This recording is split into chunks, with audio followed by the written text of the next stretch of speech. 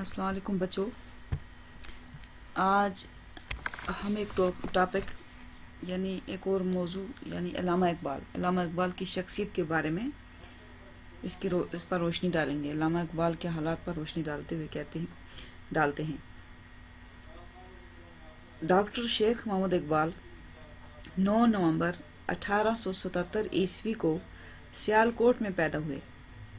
اقبال کے آباء و اجداد کشمیر سے ہجرت کر کے سیالکوٹ گئے اور وہیں سکونت اختیار کی. یعنی شیخ محمد اقبال جو تھے دراصل وہ کشمیر کے رہنے والے تھے. ان کے آباء اجداد کشمیر کے رہنے والے تھے. یہاں سے یہ ہجرت کر کے کہاں چلے گئے تھے؟ سیالکوٹ میں، اور وہاں ہی انہوں نے سکونت اختیار کی، یعنی وہیں قیام کیا. علامہ اقبال کے والد کا نام شیخ نور محمد تھا اور والدہ کا نام یعنی ماں کا نام امام بی بی تھا. ان کی ماں کا نام امام بی بی تھا.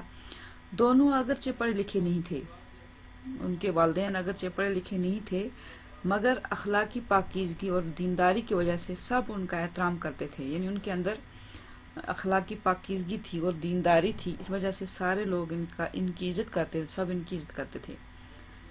اقبال کی ابتدائی تعلیم مکتب میں ہوئی.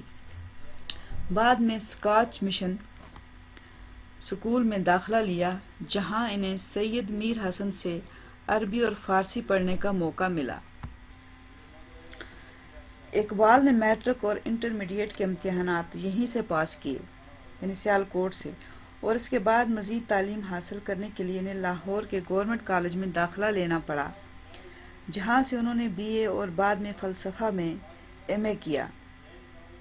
اپنی تعلیمی زندگی میں اقبال نے کئی لوگوں سے استفادہ کیا، یعنی فائدہ اٹھایا، لیکن سیالکوٹ میں سید میر حسن اور لاہور میں پروفیسر تھامس آرنلڈ نے ان کی زندگی پر بہت گہرا اثر ڈالا. سید میر حسن نے ان کے ذوق شعر و سخن کی آبیاری اور آرنلڈ کی صحبت نے فلسفے سے ان کی طبی رجحان میں جلا پیدا کر دی. 1905 عیسوی میں اقبال انگلستان گئے، جہاں وہ تقریباً 3 سال رہے.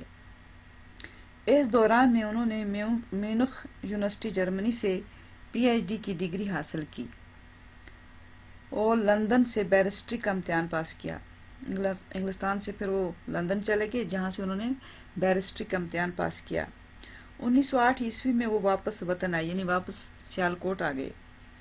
انگلستان جانے سے پہلے انہوں نے لاہور میں اورینٹل کالج اور گورنمنٹ کالج میں استاد کی حیثیت سے کچھ دیر کام کیا. یعنی کچھ وقت انہوں نے اورینٹل کالج میں اور گورنمنٹ کالج میں ایک استاد کی حیثیت سے کام کیا، استاد کے عہدے پر فائز رہے. تاہم انگلستان سے واپسی کے بعد انہوں نے وکالت کے پیشے کو ہی اپنایا. بعد میں انہوں نے یہ پیشہ چھوڑ کر، یعنی استاد کا پیشہ چھوڑ کر انہوں نے وکالت کا پیشہ اپنایا. علم و ادب سے زندگی بھر لگاؤ رہا، یعنی تعلیم حاصل کرنے کا، علم کا اور ادب کا ان کو بہت زندگی بھر شوق رہا. اس وجہ سے ان کا شمار دنیا کے بڑے عالموں اور مفکروں میں ہوتا ہے اور علامہ بھی کہلاتے ہیں. اسی وجہ سے وہ علامہ بھی کہلاتے ہیں. علامہ اقبال کے دوستوں کا حلقہ بہت وسیع تھا، یعنی ان کی دوستی بہت دور تک تھی. وہ ان کے دوست احباب بہت زیادہ تھے.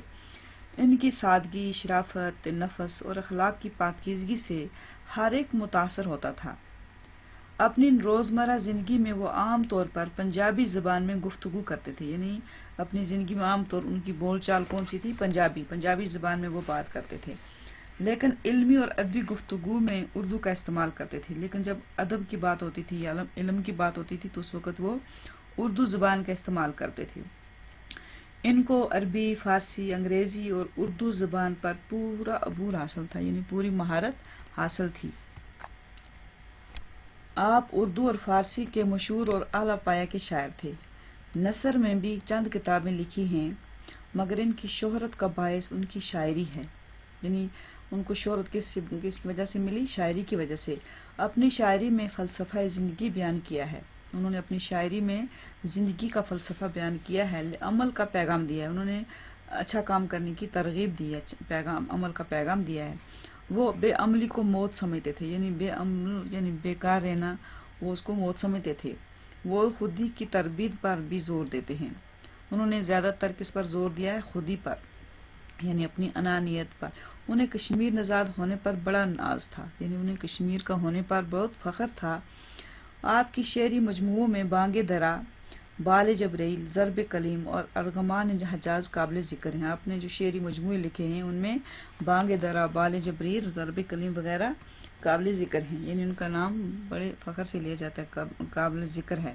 اقبال کی نظموں میں ساقی نامہ کشمیر، ملا زادہ، زغیم، لولابی کی بیاض بھی کافی مشہور ہیں.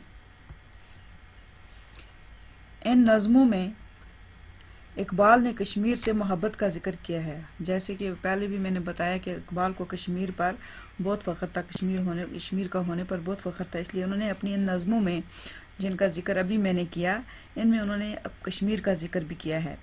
عمر کی آخری چند برسوں میں اقبال کئی طرح کے امراض میں مبتلا رہے، یعنی عمر کے آخری جو برس تھے، دن تھے، ان میں وہ کافی بیمار رہے، ان کی صحت ناساز رہی.